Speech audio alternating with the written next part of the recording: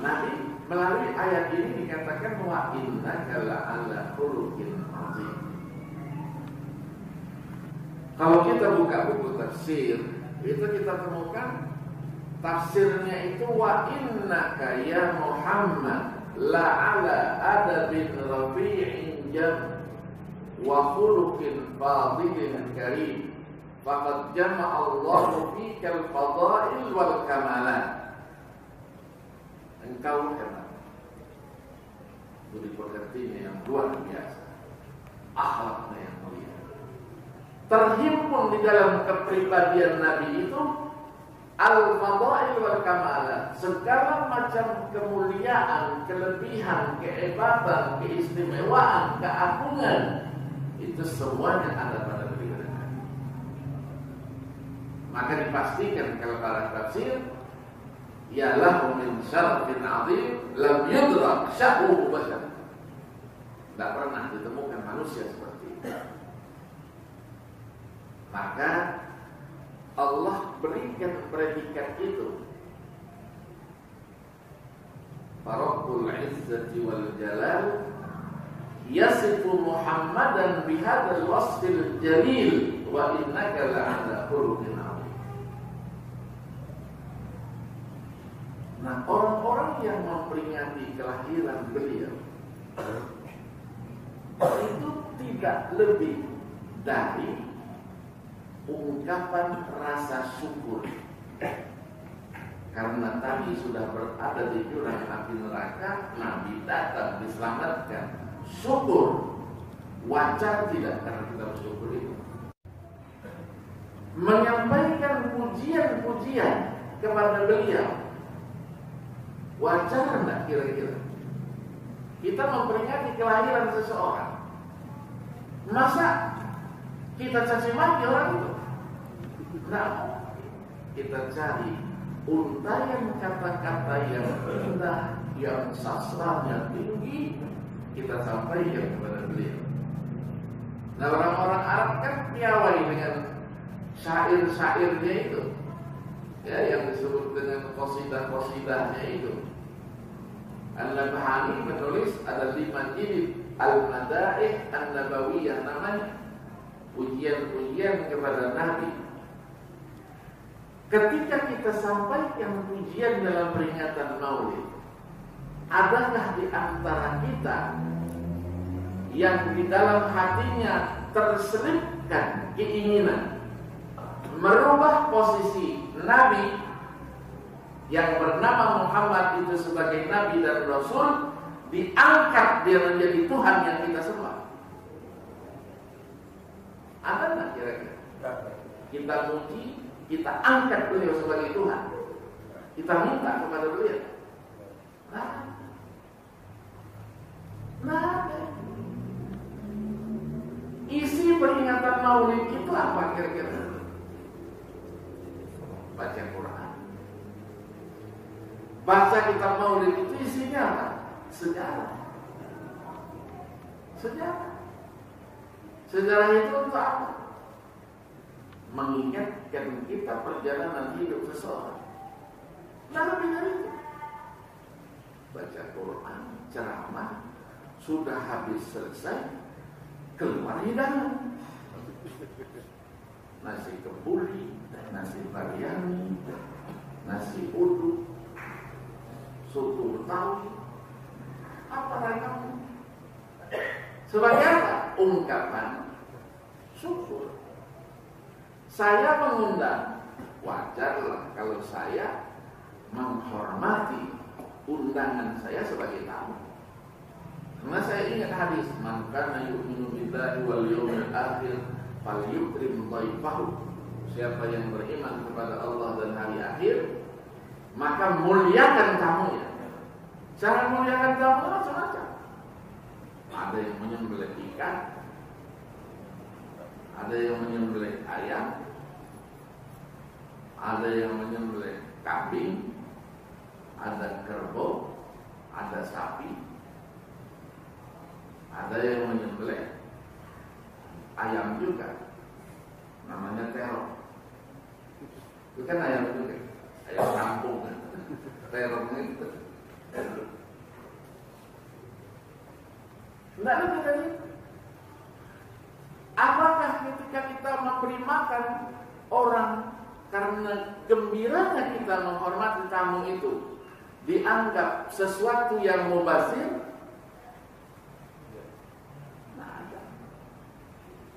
Maulid itu tidak ada satu biji nasi yang terlepas di bawah. Dari kampung-kampung itu bawa dia kantong asoy yang kecil-kecil, makanan-makanan yang suguhan awal dalam bentuk kue-kue, insya Allah tinggal tempatnya aja. Bawa pulang, berkahnya itu. Karena gembiranya, ini sudah dibacain ayat, sudah dibacain sholawat, sudah ditausiahi, sudah didoakan. Ya Allah, airnya punya nilai sendiri.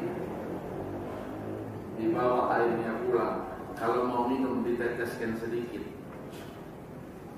supaya tahan dia sebulan.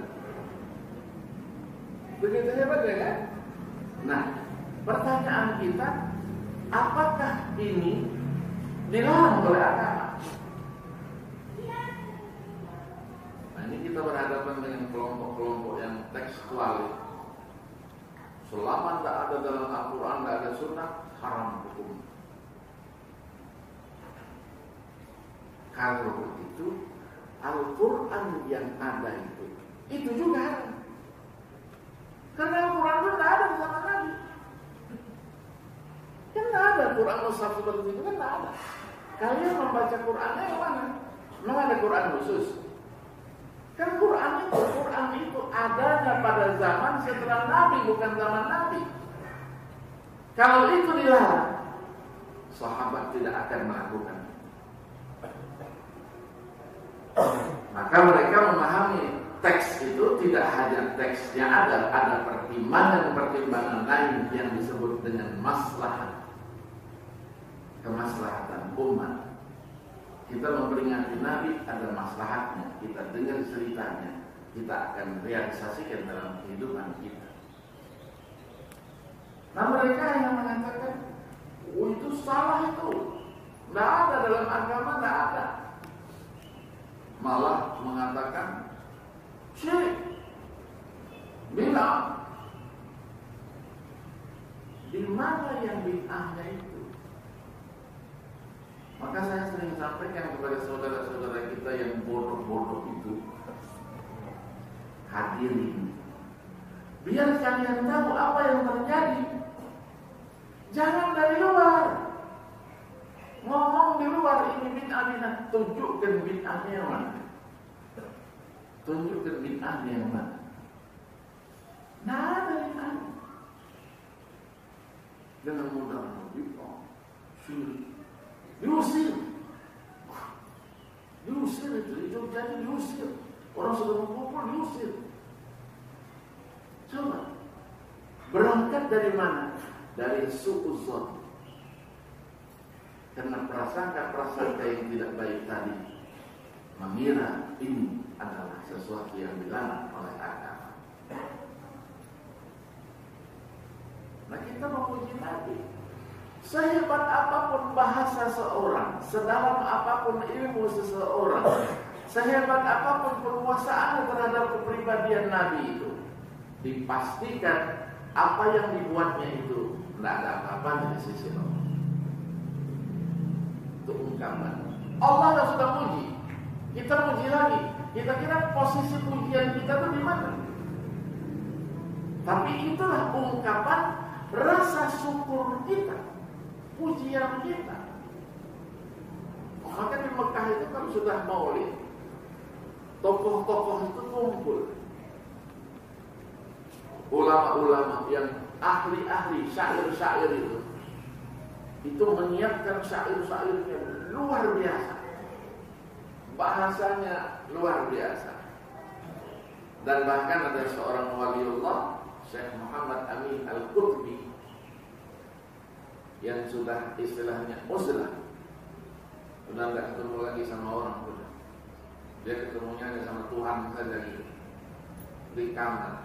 Setiap hari dia menulis ungkapan cintanya kepada Nabi itu dengan untayan tulisan dia. Nanti yang boleh membacakannya itu adalah murid yang namanya Syekh Zain, namanya Zain Bawian, orang Madura, bukan Nabi Zain, Syekh Zain Bawian, Allah yarham.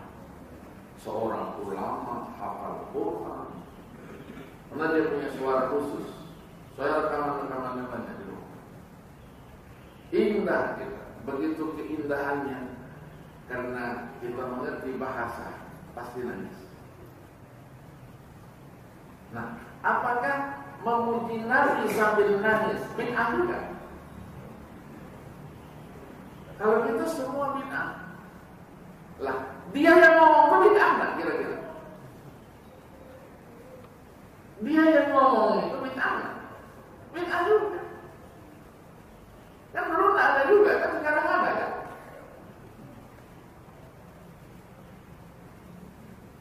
Maka para ahli tafsir ketika menafsirkan ayat itu mereka katakan wa kana min khuluqihi sallallahu alaihi wasallam al-ilmu wal hilmu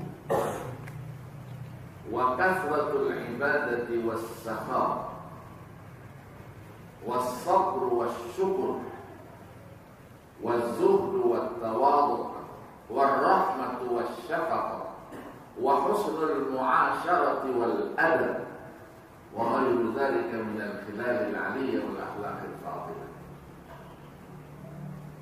Didahulukan akhlak Nabi itu apa? Ilmu. Nabi membentuk masyarakatnya para sahabat sebagai generasi pertama dengan ilmu. Dibekali ilmu bukan dengan kebodohan. Dibekali ilmu bukan dengan membodohi orang lain. Maka ilmunya harus jelas. Belajarnya dari siapa? Gurunya siapa? Yang diajarkan itu ada sanadnya enggak? Bersambung. Kitabnya mau dibaca apa? Tafsir Ibnu Katsir, Tafsir Jalalain. Ada enggak hubungan antara yang mengajarkan dengan yang menulis buku itu? Mata rantai periwayatannya. Ada itu baru gurunya jelas. Kalau gurunya jelas, ilmunya juga jelas. Tapi kalau gurunya tidak jelas, ilmunya tidak jelas. Kalau bahasa lain itu, kalau gurunya lihat, muridnya lebih lihat lagi. Dapat satu buku, dapat bukunya diterbitkan lagi. Dari mana nggak tahu. Buku itu yang dibaca kemana-mana dibawa. Picik pandangannya. Baca satu buku, yang sudah banyak baca buku itu disalahkan. Wawasannya itu dibuka dulu. Duduk sama-sama kita di sini ngaji. Biar terbuka wawasan. Jangan suudzon terus sama orang. Nanti seperti teman-teman kita banyak yang begitu, teman-teman kita yang begitu itu matinya saja sulit. Matinya sulit. Ada yang 7 hari sakaratul maut. Karena nyalain orang terus, bid'ah terus, syirik, kafirin orang lain, mengkafirkan orang. Orang yang mengkafirkan orang, dia sendiri dulu sudah kafir. Man kafara musliman fahuwa kafir. Keras-keras mereka. Mau mati nggak bisa keluar ruhnya ini. Maaf dulu dia harus sama kita yang pernah mengkafirkan kita, yang pernah mengatakan kita bid'ah, mengatakan kita syirik. Maaf dulu, baru bisa la ilaha illallah Muhammadur Rasul. Hatinya busuk. Nabi itu tak pernah nyalain orang. Dalam satu hadis saja. Hadis misalnya riwayat Bukhari dan Muslim. dari Anas bin Malik radhiyallahu anhu. Anas bin Malik ini siapa? Orang yang berkhidmat kepada Rasulullah 10 tahun lamanya. Dia katakan, khadimtu katanya Rasulullah sallallahu alaihi wasallam 10 sinin. Fama qala li uffin qad. Aku 10 tahun katanya berkhidmat kepada Rasulullah. Sekali saja tidak pernah aku dengar Rasul mengatakan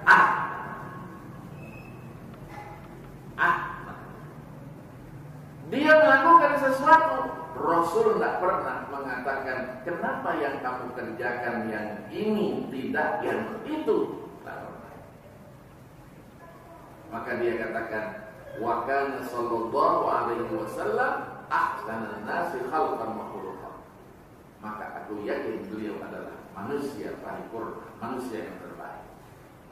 Sampai dia katakan, katanya wa ma masastu khazzan wala hariran wala syai'an al-yanu min kaffi Rasulillah sallallahu alaihi wasallam.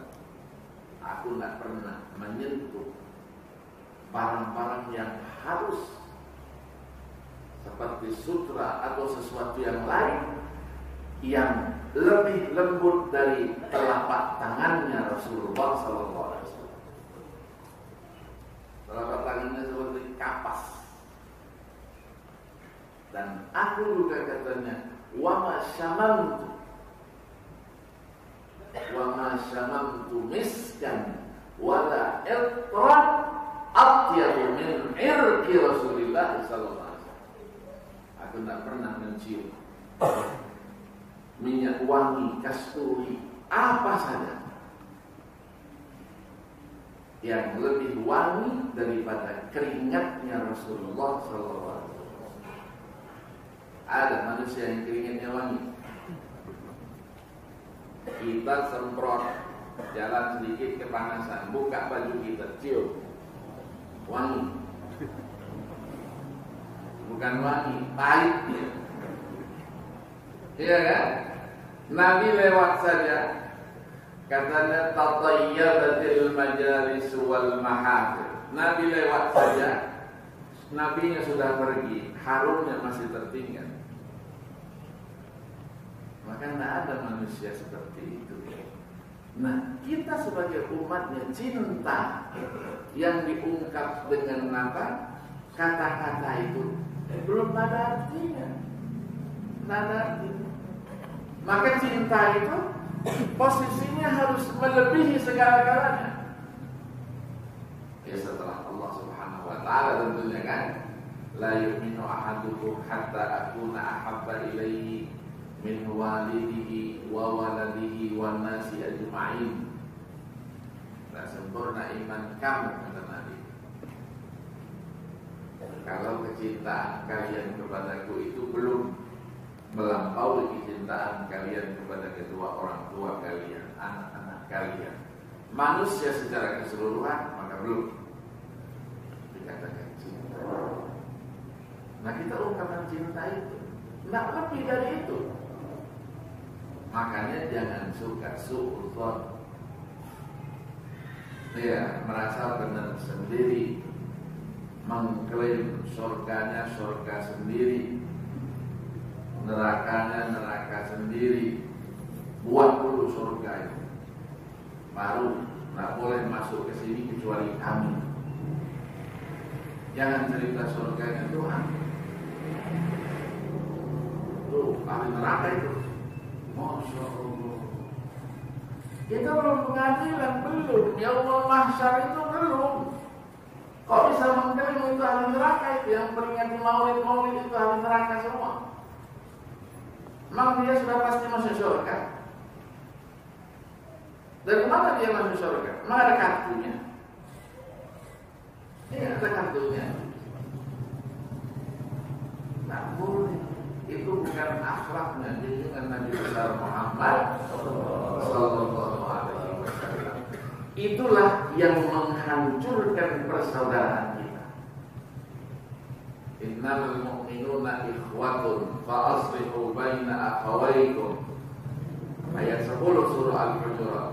Ayat 12-nya salah satu faktor yang menghancurkan kita, ya ayyuhalladzina amanu jtanibu katsiran minadh-dhanni inna ba'dadh-dhanni itsmun. Wahai orang-orang yang beriman, jauhi oleh kalian prasangka, karena prasangka itu sebahagian adalah dosa. Maka prasangka itu lebih berbahaya daripada dusta.